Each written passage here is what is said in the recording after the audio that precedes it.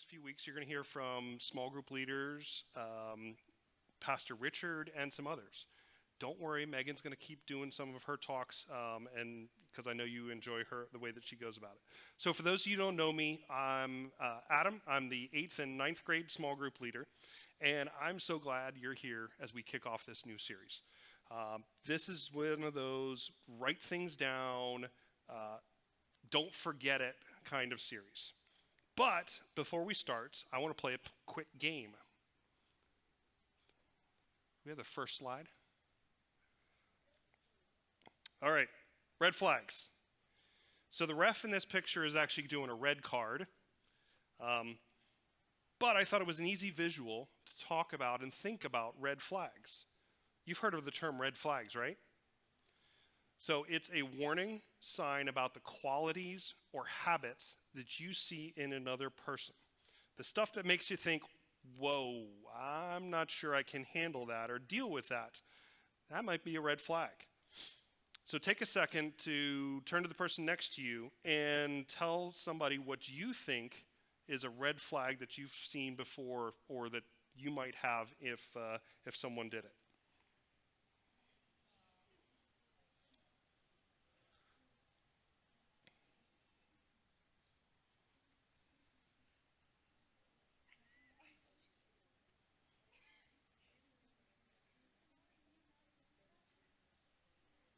All right, we got it? All right. Here's the game. Here's what I'm going to do. I'm going to share some statements, and if you think it's a red flag, I want you to raise your hands. Okay? It's a red flag if someone touched people with their feet. Okay? How about it's a red flag if they like pineapple on their pizza? What if they like ketchup on eggs? Okay. What if they don't like Chick-fil-A? Okay. All right.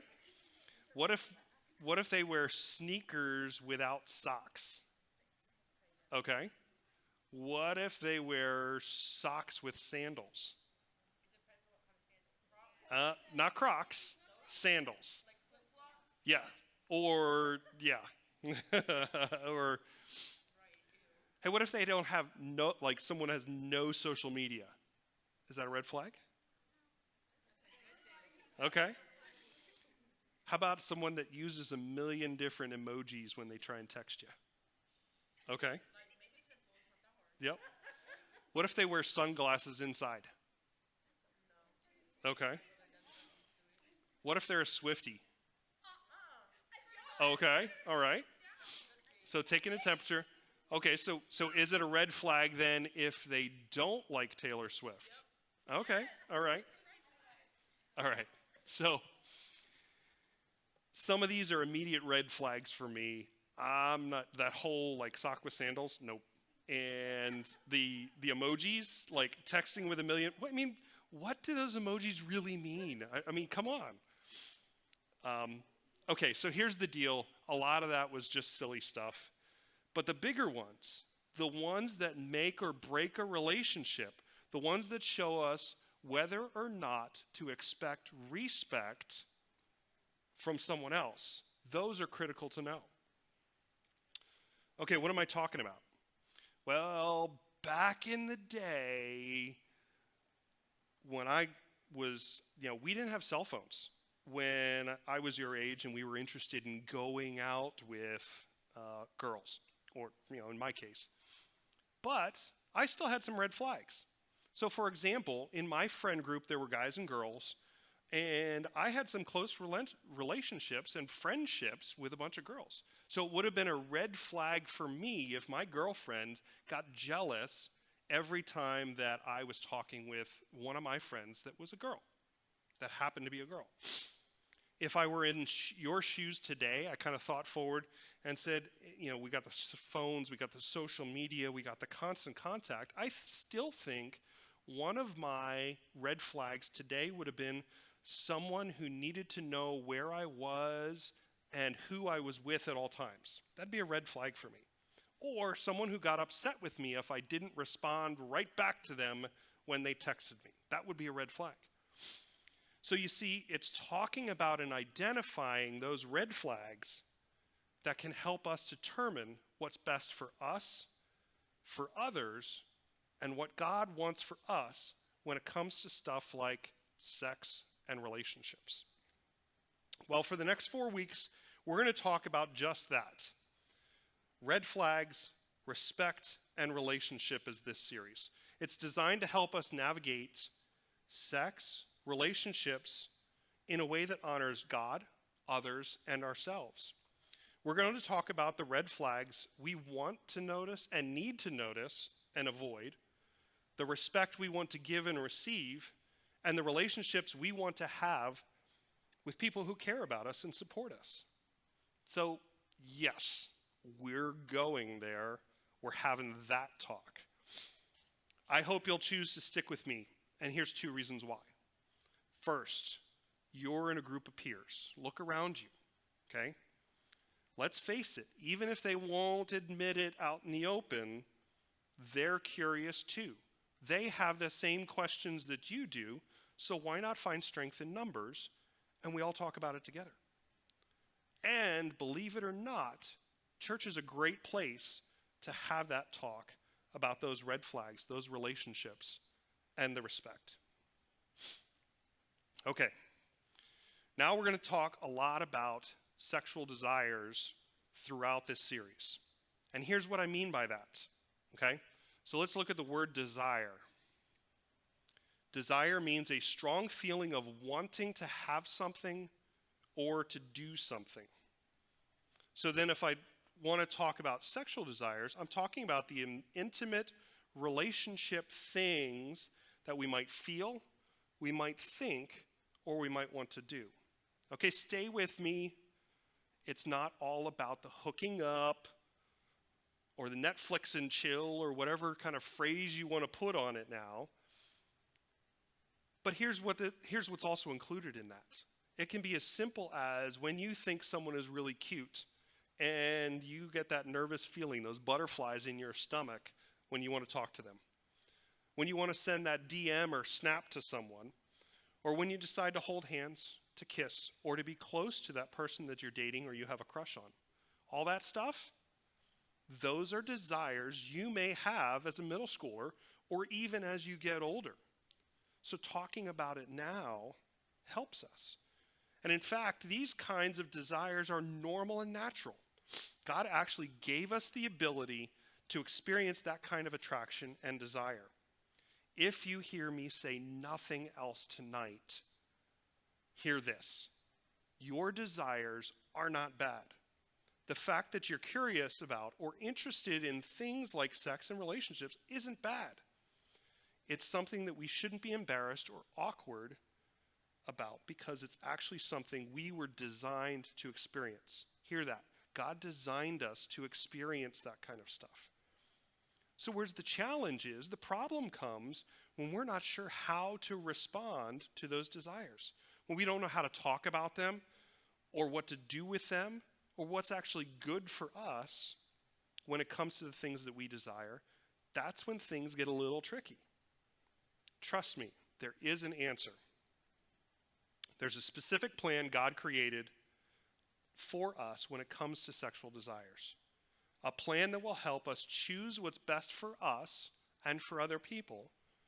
A plan that will help us avoid those red flags and choose respect when it comes to our relationships. All right. So let's shift and start talking about where we get some of this information.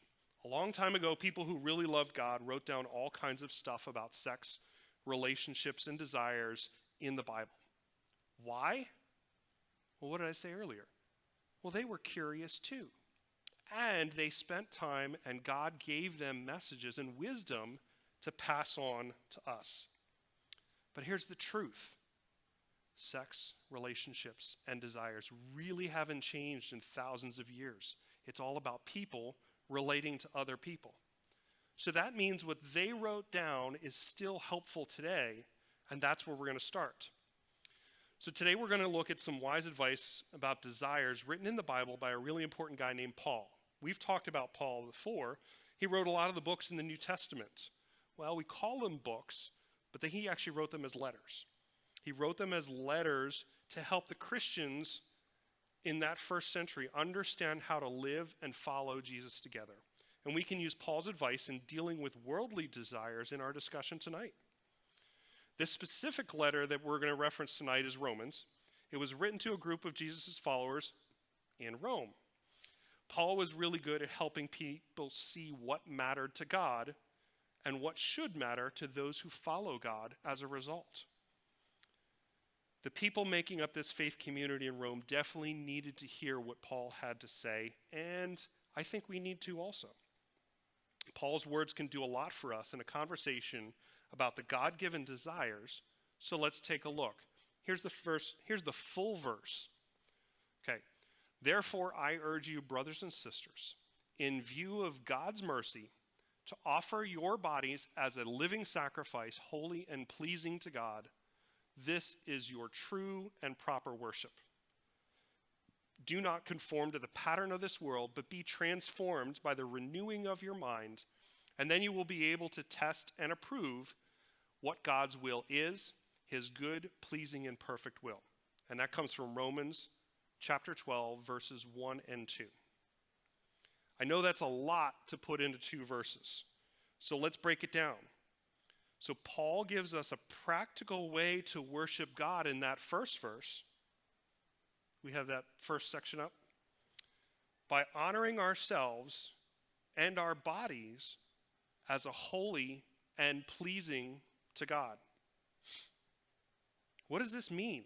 Offering our bodies as a living sacrifice means we treat ourselves with the respect that God would want for us. Not letting ourselves be defined by what we look like, the clothes we wear, how much skin we show, or how we act, doing or saying the things that please the popular crowd, but by treating our bodies as special, as reserved for only the closest forever type relationship. Paul says this is how we give true and proper worship to God. But Paul frames this example by starting off with how God offers us mercy. So what's mercy? Mercy is getting compassion and kindness when you don't deserve it. So what's an example of mercy? Anyone have an idea? How about you show up late to practice and coach always says, hey, if you show up late to practice, you're going to run the field. You're going to run the field. But you know what? He says, hey, I've got more important things to do. You're not going to have to do that. You didn't deserve to miss out on that punishment, but he gave you mercy. He gave you compassion. Because we're all humans and we mess up sometimes, we make decisions that don't always line up with treating ourselves with the respect that God wants for us. That's what we know as sin, and sin separates us from God. But God has already forgiven and shown us the mercy by sending Jesus to save us and making a way for us to come back into a relationship with God despite any poor decisions that we've made. That's a big deal. It's a sign of God's love for us. It's a sign that we can trust God cares about us and wants the best for us. So let's go back to Paul's example, talking about how we can respond to what God has done for us by living the way that God calls us to live in all areas, including sex and relationships. You see, God cares about what we do with our desires. This means that when it comes to our sexual desires, we choose to respond with sexual integrity. That means choosing to respond to the sexual things we feel, we think, and desire in a way that respects ourselves, others, and God. Paul explained that we should respond to our desires in ways that are pleasing to God. Did you notice? He didn't say anything that we're supposed to get rid of or ignore those desires. He doesn't say that at all. What he does say is we should respond to our desires in a way that is good, pleasing, and honorable to God, ourselves, and others. That's what the sexual integrity is. Sounds great, right? Respond to your desires in a way that is good and pleasing to God, blah, blah, blah. Honor God with your sexual desires. Choose sexual integrity. No problem, right? We all got that. Not really. Okay, because it's one thing to read verses like this and hear the message about God's plan, but it's another to actually know what that looks like in real life. Am I right? When we find ourselves curious about watching those sexually suggestive YouTube videos, or maybe streaming the R-rated movie because it had that scene everyone was talking about, or wanting to send the questionable picture on Snap, or go in a different direction. What if you're interested in dating that new kid at school? What if you're interested in starting a relationship with an old friend? Or wanting to hold hands with your boyfriend or girlfriend? Well, what do we want to do? How do we do? How do we actually respond to those desires in a way that honors God? Well, let's look back at the second part. Be transformed by the renewing of your mind, then you will be able to test and approve what God's will is, his good, pleasing, and perfect will. So we can start by renewing or changing our minds. So as we look at this, well, what does that mean? Renewing your mind is to see things from a different view or a different perspective. So we can ask God to change the way we see the plan for our desires, to see God's view for treating ourselves with respect that he wants for us. We can pray for guidance. We can help us understand and how it impacts our lives and the lives of others. We can ask for wisdom to help us see God's plan for our sexual desires as good. So when we do that, we'll be able to see where we're choosing integrity, and we'll also be able to see when we might be venturing into those red flag territories. So going back to the questions, renewing our mind, we might see that watching the suggestive videos or movies or sending questionable pictures raises those red flags. We might also see a respectful way to start the new relationship, or a way to show intimacy in a relationship that honors ourselves. As we do this, we'll be able to see where our sexual integrity is respected in a relationship and where it isn't.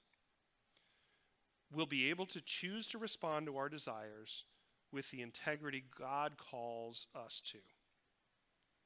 Okay? Because, again, it comes back to God cares about what we do with our desires. So to help us know what this actually looks like in our real lives, we're going to break it down. We'll identify some red flags to look out for when it comes to our desires. We'll point out the types of respect we want to practice toward ourselves and others. And we'll talk about how we can use our relationships with trusted adults to gain wisdom and guidance when it comes to our desires. So let's start with the first one. Red flags. Number one, we start noticing them within the context of marriage, which can be defined as a long-term, forever type relationship. God's design for sex should always be to honor yourself and others and God. Now that you know God has this plan for inside that type of a relationship, when it comes to your desires, you can start to pay attention to and notice these things that push you towards something else. If you notice a response to your desires that doesn't line up with the integrity that's there, that's a red flag. Okay, number two, we set a new standard for sexual integrity.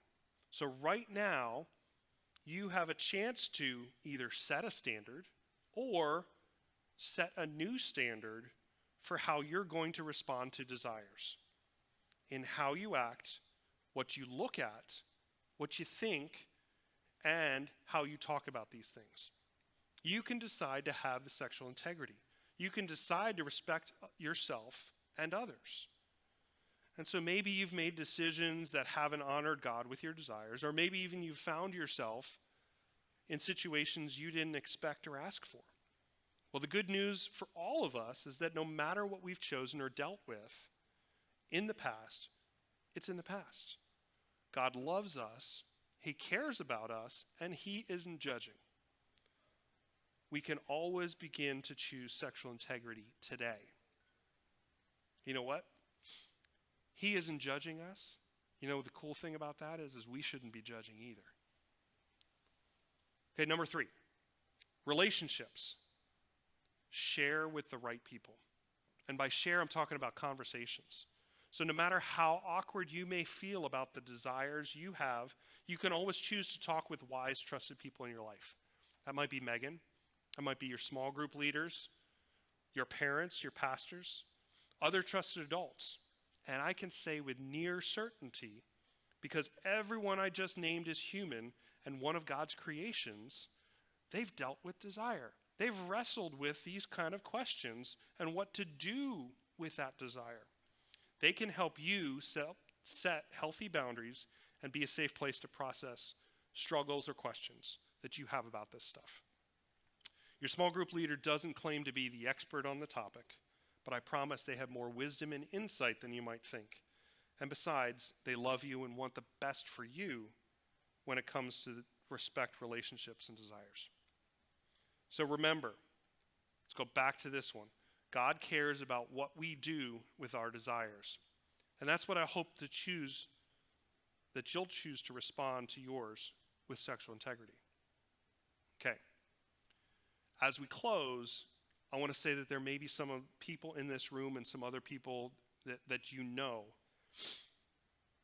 who feel that choice has been taken from you, and maybe if you've experienced sexual abuse, sexual harassment. If that's you, I'm so sorry that it happened. What happened is not your fault. It's been done to you does not impact the sexual integrity that we're talking about. It doesn't change your ability to honor yourself or others or God.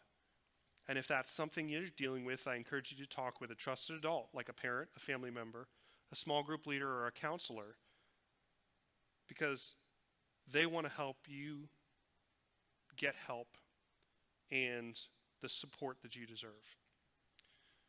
So when it comes to red flags, respect, and relationships, we want you to feel safe to talk about it all with us.